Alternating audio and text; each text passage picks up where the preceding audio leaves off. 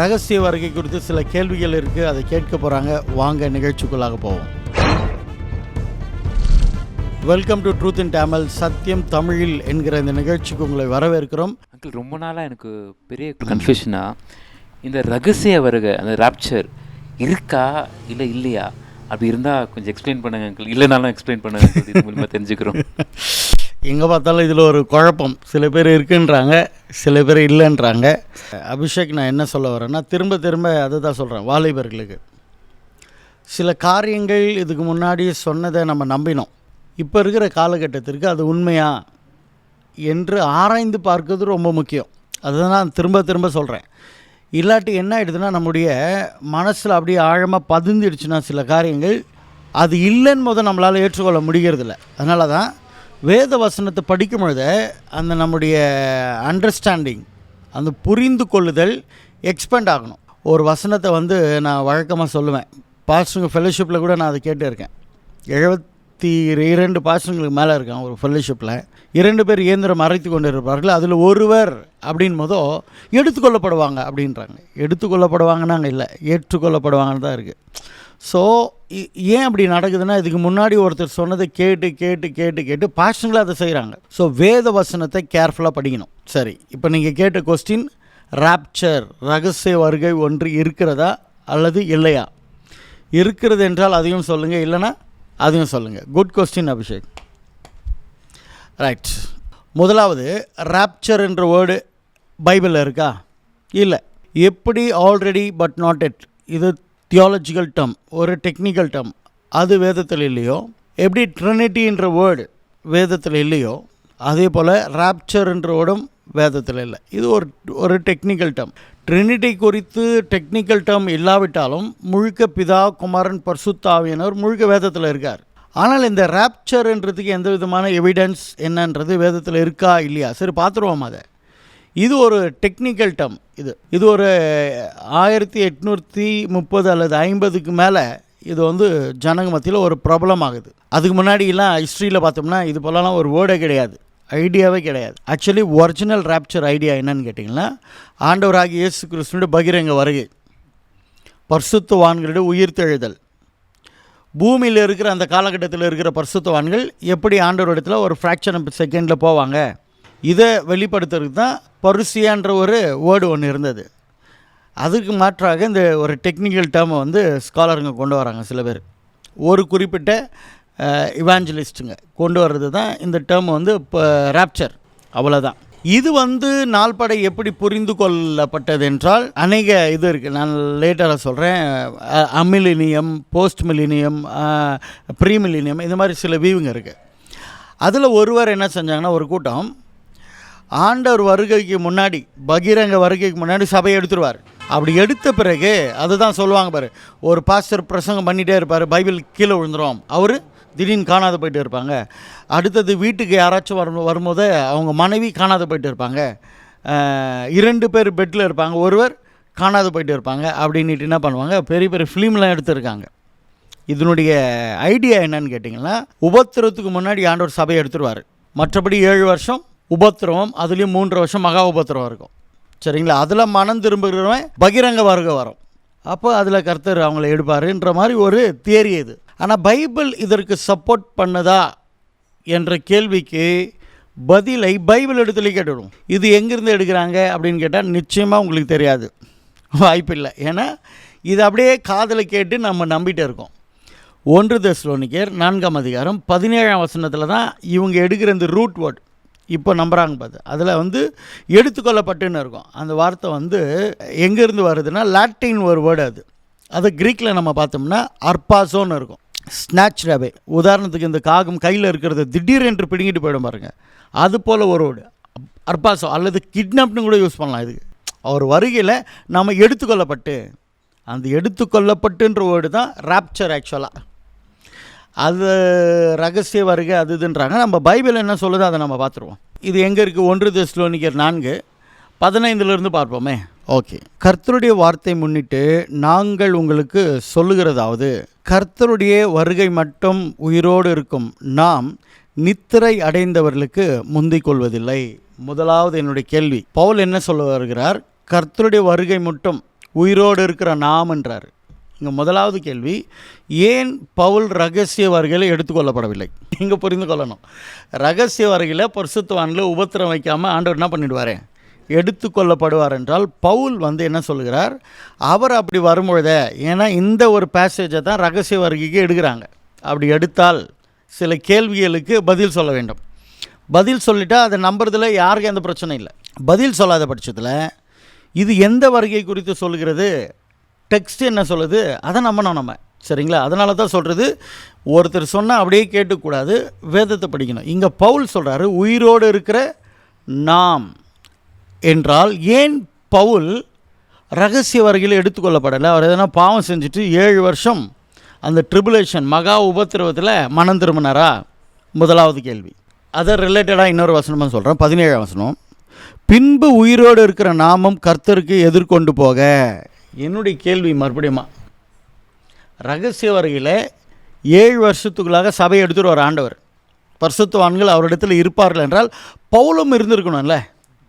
அப்போ பவுல் சொல்கிறாரு, ஆண்டவர் அப்படி வரும்போதோ நாம் எடுத்துக்கொள்ளப்படுவோம் என்றால், அப்போ பவுல் அந்த ரகசிய வருகையில் என்ட்ராகலையா? அந்த கேள்விக்கு இந்த நம்பிக்கை உள்ளவர்களுக்கு பதில் இல்லை. சரிங்களா? அடுத்தது 15 படிச்சிட்டோம். இப்போ 16லேருந்து, ஏனெனில் கர்த்தர் தாமே ஆரவாரத்தோடும். என்னுடைய இரண்டாவது கேள்வி, ஆரவாரம் எங்காச்சும் ரகசியமாக வருமா?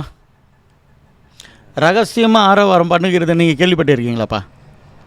நீப்பா. அடுத்தது, பிரதான தூதனுடைய சத்தத்தோடும். சத்தம் யாராச்சும் ரகசியமாக போடுவாங்களாடா? சில பேர் இன்டர்பிரேட் பண்ணுவாங்க, இது கர்த்தருக்கு உண்மையாக இருக்கிறவங்க காதில் மட்டும்தான் இது கேட்கணும். எந்த இடத்துலையும் அதை சப்போர்ட் பண்ணல. சத்தம் ரகசியமாக வராது. அதுவும் பைபிள் என்ன சொல்லுது? பிரதான தூதனுடைய சத்தத்தோடும். இங்கே முக்கியமானது தேவ எக்காலத்தோடும். தேவ எக்காலம், ட்ரம்பட் சவுண்டு எங்காச்சும் ரகசியமாக இருக்குமா? கொஞ்சம் ட்ரம்பட் வாசிக்கிறவங்களே கேட்டு பாருங்கள். சார் ரகசியமாக கொஞ்சம் வாசிங்க அப்படின்னா உங்களை ஒன்று நிமான்ஸுக்கு கொண்டு போகணும், இல்லைன்னா கீழ்ப்பாக்கத்துக்கு கொண்டு போகணும். ஆரவாரமாக ரகசியமாக இருக்காது. பிரதான தூதனுடைய சத்தம் அதுவும் ரகசியமாக இருக்காது. ட்ரம்பட் சவுண்டும் ரகசியமாக இருக்காது. தேவ எக்காலத்தோடும் வானத்திலிருந்து இறங்கி வருவார். அப்பொழுது கிறிஸ்துவுக்குள் மரித்தவர்கள் முதலாவது எழுந்திருப்பார்கள். சிம்பிள். உயிரோடு கூட எழுந்திருக்கிறவர்கள் ரகசிய வருகையில் எழுந்திருப்பார்களா அல்லது பகிரங்க வருகையில் எழுந்திருப்பாங்களா? பகிரங்க வருகையில் தான் எழுந்திருப்பாங்க.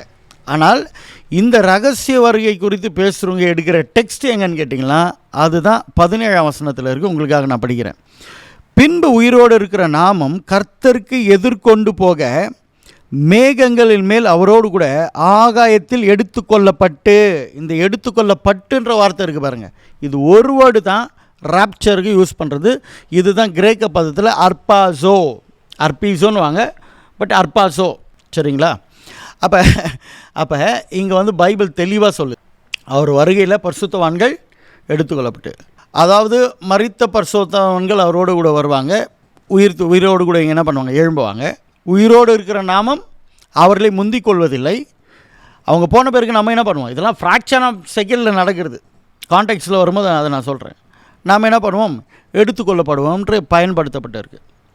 இந்த இடத்துல ஆரவார சத்தம் இருக்குது, தூதனுடைய சத்தம் இருக்குது, ட்ரம்பட் சவுண்டு இருக்குது, உயிர்த்தெழுதலும் இருக்குது. இது எதுவுமே ரகசியமாக வரவே முடியாது. இது அவங்க காதில் மட்டும்தான் கேட்கணும்னு நீங்கள் சொன்னீங்கன்னா உயிர்த்தெழுதல் எப்படி ரகசியமாகும்? அது அவருடைய பகிரங்க வருகையில் தான் ஆகும். அப்போ இந்த டெக்ஸ்ட்டை பொறுத்த வரையிலும் ரகசிய வருகை என்பது கிடையவே கிடையாது இந்த டெக்ஸ்ட்டில். அதுக்கு வேறு எதனா டெக்ஸ்ட் எடுத்துக்கிட்டோம், அதுக்கு நமக்கு சம்மந்தம் இல்லை. இந்த இடத்துல அப்படி இல்லை, இது பகிரங்க வருகை தான். அங்கிள், அப்போ ரகசிய வருகை உண்மை இல்லைங்களா? உண்மை இல்லையான்னு நான் சொல்ல ஆசைப்படலை. ஒன்று சொல்லுகிறேன், அவங்க எடுக்கிற டெக்ஸ்ட்டு இந்த வசனமாக இருந்தால் இந்த அதிகாரம், அதாவது 1 தெசலோனிக்கர் 4:13 நம்ம பார்த்தோம்னா ரகசிய வருகை குறித்து எதுவுமே இல்லை.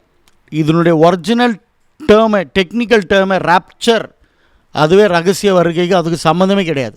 அது ஸ்நாச்சாகவே உடனே உங்களை தூக்கிட்டு போயிடுறது. இதனுடைய டெக்னிக்கல் டேர்ம் பயன்படுத்தப்பட்ட இன்டென்ஷன் என்னென்னா தேவனுடைய பகிரங்க வருகை குறிக்க தான் அதை யூஸ் பண்ணப்பட்டது.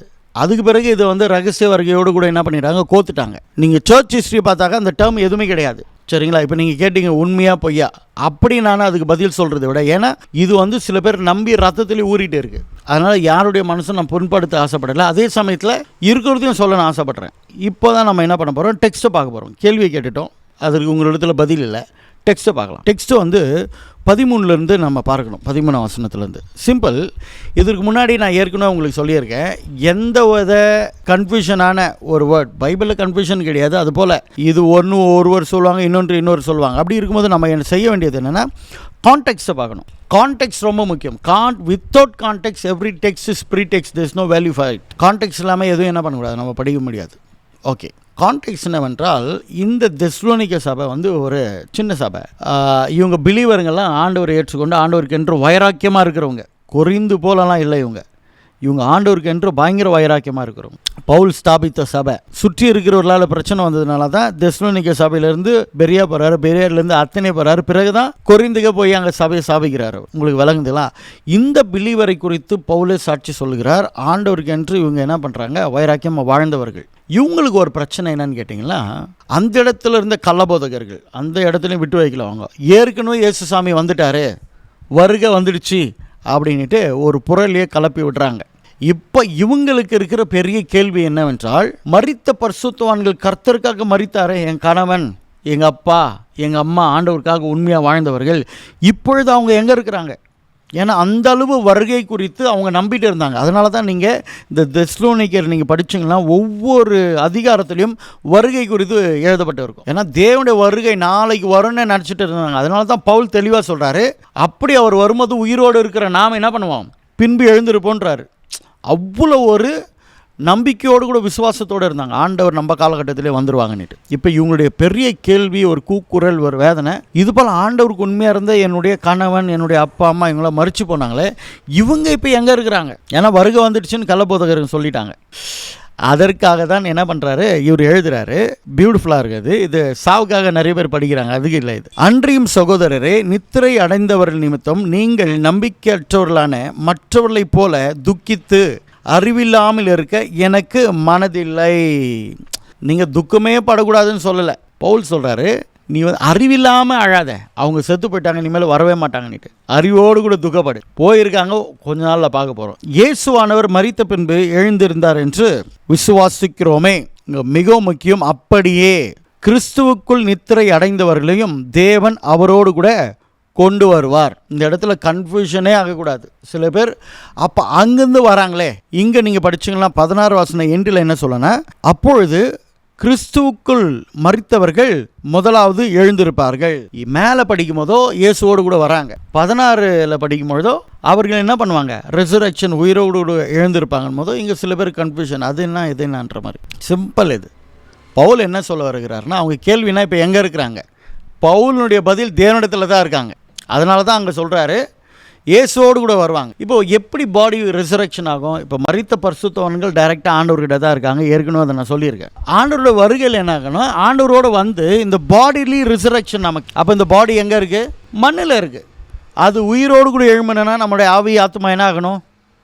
ஆமாம், அப்படி தான் நம்ம ரிசரக்ஷன் ஆகும். இயேசு கூட ஆவியில் போய் என்ன பண்ணுறாரு, பாதாளத்துக்கு போகிறாருங்க. You got it. பிறகு தான் பாடியில் ரிசரக்ஷன் ஆகுது. இதுதான் சொல்ல வர்றாரு. அங்கே வருவாங்க, மரித்த பரிசுத்தவான்கள் அவரிடத்தில் தகுறாங்க. இது வந்து ஒரு ஃப்ராக்ஷன் ஆஃப் செகண்டில் நடக்கணும். அவங்களுக்கு பவுல் வந்து அதையும் இதையும் சேர்த்து அவங்க ஆறுதலுக்காக சொல்கிற ஒரு வார்த்தை. அதுதான் பெரிய பெரிய ஸ்காலருங்க சொல்கிறது. இப்போது அப்படி வரும்பொழுது உயிராக இருக்கிற நாம பின்பு எடுத்துக்கொள்ளப்படுவோன்னா அப்படிலாம் இல்லை. இதை வந்து 1 கொரிந்தியர் 15 நம்ம பார்க்கணும். ஒரு ஃப்ராக்ஷன் ஆஃப் செகண்டில் நடந்துடுவோமா, அவர்களோடு கூட வந்து பாடி உயிர் தெழுந்து நாமளும் என்ன பண்ணிவிடுவோம், உயிரோடு கூட போயிடுவோம். எல்லாம் போயிட்டீங்களா, மரித்தவங்களாம் போயிட்டீங்களா, இப்போ நாங்கள் வரலாமா, ஓகே அப்படின்லாம் டேக்கப்லாம் ஆகாது. ஒரு ஃப்ராக்ஷன் ஆஃப் செகண்டில் இது நடந்து முடிஞ்சிடும். இதுதான் பவுல் சொல்ல வர்றார். ஒரு ஒன்றுமே இல்லை, அந்த ஜனங்களுக்கு சொல்கிறாரு, அவர்கள் தேவனிடத்தில் இருக்காங்க, அவர் வரும்போது அவரோடு தான் வருவாங்க, அவங்களுக்கு தெரியணும் வருவாங்க.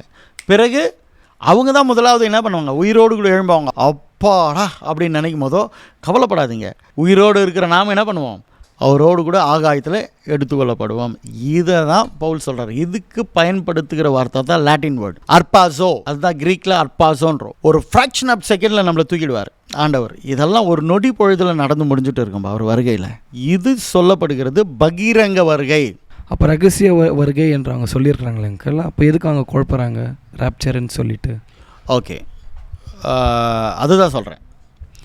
இந்த ராப்சர்ன்ற வேர்டு வந்து ரகசிய வருகைக்குன்னு பயன்படுத்தப்பட்ட வேர்டு கிடையாது. எல்லா பிலிவர்களும் ரெசரக்ஷன் ஆவாங்க. தேவனுடைய பகிரங்க வருகைக்காக யூஸ் பண்ணப்பட்ட ஒரு டெக்னிக்கல் வேர்டு, அவ்வளோதான். பிறகு வர வர வர ஜனங்கள் என்ன பண்ணாங்க, இதை வந்து நம்ப ஆரம்பிச்சிட்டாங்க. ஏனென்றால் ஒரு பெண் பிள்ளை ஒரு தரிசனம் கண்டு சொல்லும் போதோ சில பைபிள் கூட என்ன ஆகிடுச்சு, இதை நம்பின அந்த ஸ்காலர் என்ன பண்ணுவார், அதெல்லாம் எழுத ஆரம்பிச்சிட்டாரு. நாள் வரும்போது அது குறித்து நான் டீட்டெயிலாக சொல்கிறேன். நீங்கள் கேட்ட கேள்விக்கு என்னுடைய சிம்பிளான ஆன்சர் பைபிளில் இருந்து நான் சொல்லிட்டேன். இந்த கான்டெக்ஸ்ட்டை வேறு. இரண்டாவது, நம்ம கேட்ட கேள்விக்கு எதுக்குமே பதில் கிடையாது. ஏன்னா பிரதான தூதனுடைய சத்தம், தேவனுடைய ஆரவாரம், எக்கால சத்தம், இது ரகசியமாக வராது. அதுவும் இல்லாமல் உயிர் தெழுதலும் இங்கே இருக்குது. எல்லாத்துக்கும் மேலே பவுல் அங்கே இருக்கிறார். பவுலையும் ரகசிய வருகையில் எடுத்துக்கொள்ளப்படலை. அப்போ என்ன செய்யணும், இந்த ரகசிய வருகை குறித்து பேசுகிறவர்கள் வசனம் வேறு ஏதாச்சும் எடுத்து ட்ரை பண்ணி எங்கே இருக்குன்னு பார்த்து கண்டுபிடிச்சி பேசலாம். இந்த ஒரு பேசேஜ் அவங்க கேட்ட கேள்விக்கு, அவங்க மனதில் இருக்கிற அந்த பிரச்சனையை தீமோத்தி அறிந்திருந்தார். அது பவுலுக்கு சொல்லும் போதோ பவுல் அவங்க ஆறுதலுக்காக இருக்கிற ஃபேக்ட் எழுதுகிறார். அவங்க ஆண்டவர்கிட்ட இருக்காங்க, கொண்டு வருவார், உயிரோடு கூட எழும்புவாங்க. பிறகு நாம் உயிர் தெழுவோம், ஏன் கவலைப்படுறீங்கன்னு சொல்லிட்டு இதோடு கூட சேர்த்து சொல்லுகிறது என்னென்னா, இன்னும் அந்த வருகை வரலை, ஏன்னா ஏற்கனவே வந்துடுச்சுன்னு சொல்லிட்டு இருந்தாங்க. இதை தான் சொல்ல வந்தார் அவர், மற்றபடி எதுவும் இல்லை. இப்போ புரிந்து கொண்டாய் அபிஷேக்? ஸோ இந்த நிகழ்ச்சி உங்களுக்கு பிடித்திருந்தால் நீங்கள் ஷேர் பண்ணுங்கள்.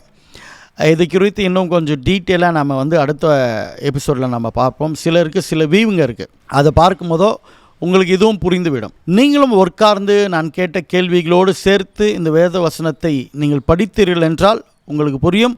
ஒருவேளை சில பேர் கொதித்து எழும்புவீங்க. நான் ரகசிய வருகை இருக்கிறது என்றும் சொல்லவில்லை, இல்லை என்றும் சொல்லவில்லை. ஒன்று சொல்லுகிறேன், இந்த பேசேஜில் அது இல்லை என்று சொல்லுகிறேன், அவ்வளவுதான்.